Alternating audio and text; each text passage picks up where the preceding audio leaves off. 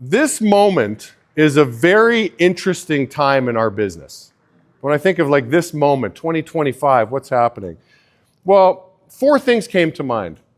First of all, AI is here, as we all know. AI is here. And AI is going to help us be more productive. This morning, I'm listening to Andy Bruinger. He's like, hey, Jamie, I've got some recruiting bots. He goes, what kind of accent do you want to hear? Like, do you want to go through a practice pitch here? You want to hear this bot? I'm like, oh, give me the crusty old guy bot. So I get a phone call from a crusty old guy bot who's booking me in for an interview. And I'm like, it sounds like I'm talking to a human. I mean, there was a slight pause where I'm like, yeah, that's a bot. Should I start cussing at this bot? What should I start doing here? But it's like, hey, AI is here. It's going to help us be more productive in recruiting. It's going to help us be more productive in sales training. This weekend, I got to pull Sebastian aside because I was on a call with him last week. Some of you guys saw that call that he's been training his AI to understand and learn him. And now his AI has become his personal assistant. Something we can all do. We all have these apps on our phones now. So how are we going to embrace AI to be more productive? I mean, the time is now. So that's interesting. Second thing with this interesting time, dozens of reps across the country are making $100,000 a year or more. Like it's common now. Now, it wasn't that long ago that we were clawing for $100 per day, triple-digit pay per day for the rep. And we struggled with that for years. I'm looking at Joe. It's something that just bothered us for so long, and those days are behind us now. I mean, I know we still have reps that'll struggle, and there's a ramp-up curve, but there are so many people on so many campaigns making $2,000 or more per week. It's just unbelievable and something we should all be proud of. There are several million-dollar income people in our company now, consultants and owners. I'm not talking about million-dollar ICL. I mean, that's impressive as well, too. 20% of our owners in the company run million-dollar ICLs. That's rep and owner's profit. I'm talking about people that are personally making $1 million or better. And some of them aren't even consultants yet. So that's interesting. That's on my mind, right? And we're on the verge of hitting the $500 million mark, the $500 million mark. And so there's a little urgency around getting some consultant promotions. If you want to talk to anybody in this room about a little urgency, like why do we need to get this happening now? Why should we get a consultant promotion happening now? Talk to Franco, Gareth, or Dean after this meeting because they've got a little urgency to get promoted because we're on the verge of hitting this. We're currently pacing for, I mean, I don't want to take any thunder from Vera, but she thinks we're going to hit $520 million this year. So that's pretty cool.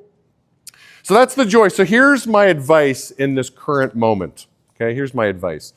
I drew this up. I want to know, this is situational leadership, D1, D2, D3, D4. What's the difference between D1 and D4?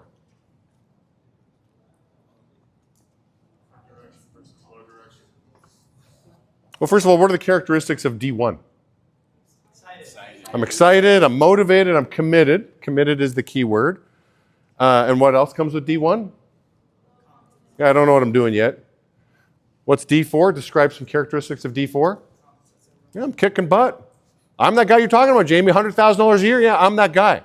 So what they both have in common, D1 and D4, what the difference is D4 is kicking butt and D1 just isn't there yet.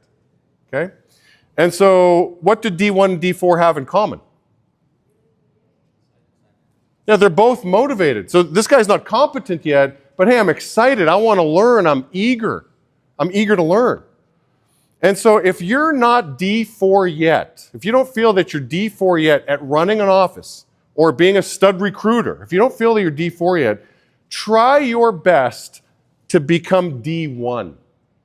Now, first time we did this situational leadership, I remember asking the instructor, because the instructor's describing D2 and we're all kind of snickering because D2 is where turnover happens. I'm unmotivated and I'm not competent, so we all hate D2.